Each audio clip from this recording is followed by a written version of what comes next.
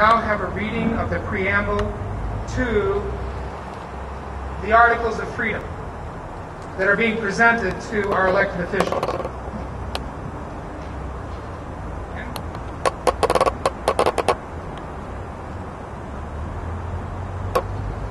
In defense of a free people, the time has come to reassert our God-given natural rights, cast off tyranny.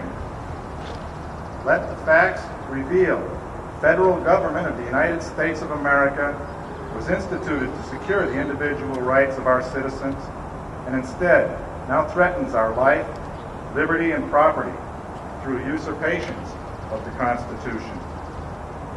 Emboldened by our own lack of responsibility and due diligence in these matters, government has exceeded its mandate and abandoned those founding principles which have made our nation exceptional.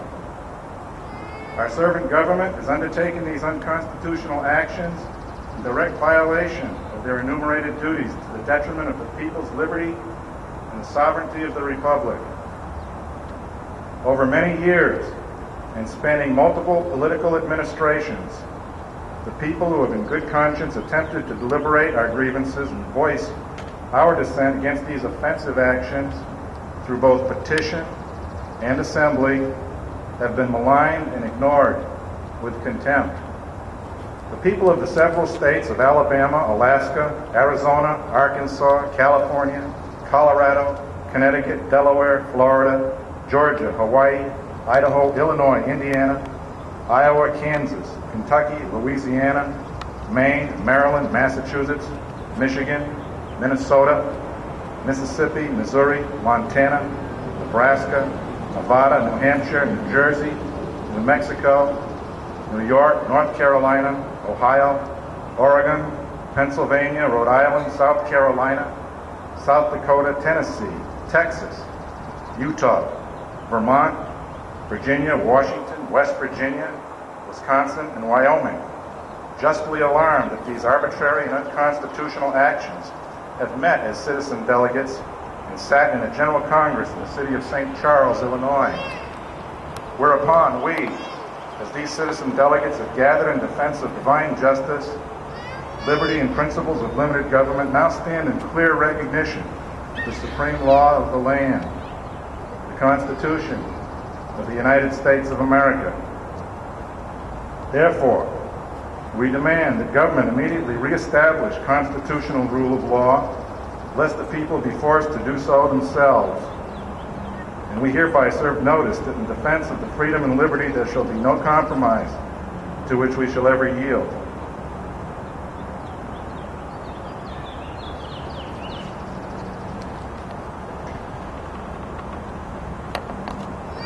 Thank you, Ken.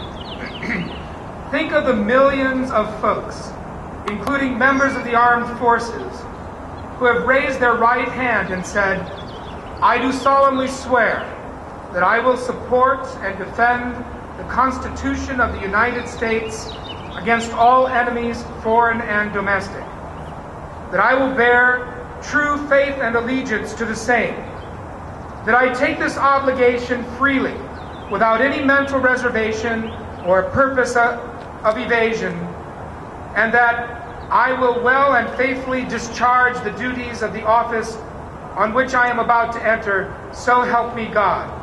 How does anyone who has taken this vow, elected officials especially, our public servants, reconcile this with the violations that have been committed against our Constitution, and what those violations have done and are doing to America, whose effects will cause tremors for generations to come? Let us briefly review some of those violations as contained in these Articles of Freedom that the Constitutional Congress of 2009 enumerated. Mark?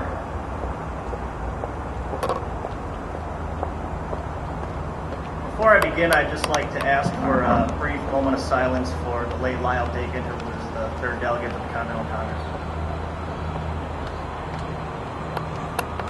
Thank you.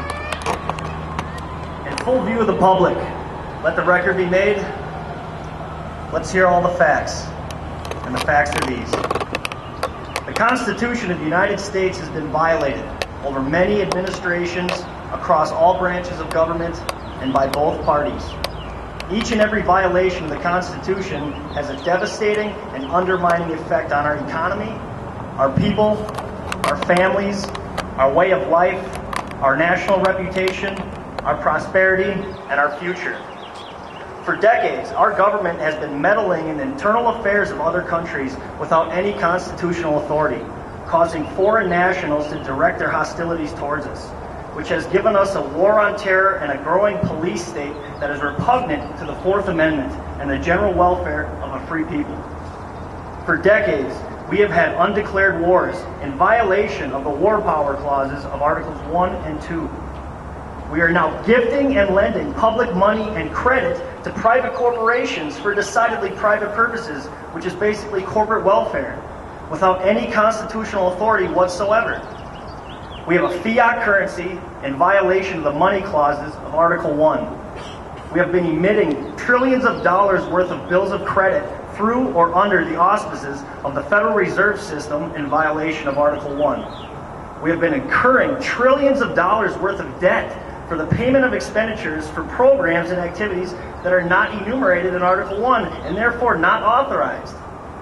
We have a fraudulently ratified 16th Amendment in violation of Article 5, a direct, unapportioned tax on labor in violation of the tax clauses of Article 1, and a judicial system that refuses to consider the evidence in violation of Article 3. We are counting our votes in secret as all machines do, in violation of our constitutionally protected right not only to vote, but to know that our votes are being accurately counted. We have an absence of well-regulated state militias, and we have federal gun control laws, all in violation of the Second Amendment. For decades, in violation of the sovereignty clauses of the Declaration of Independence, the United States has been entering into treaties, contracts, and relationships with foreign entities, and giving authority to international bodies, dissipating, destroying, and undermining America's sovereignty. We have private land that's being taken away, which is a violation of the Fifth Amendment. We have a government about to become a provider of health care and about to order the people to purchase a product, powers that are not enumerated in Article 1 and therefore not authorized.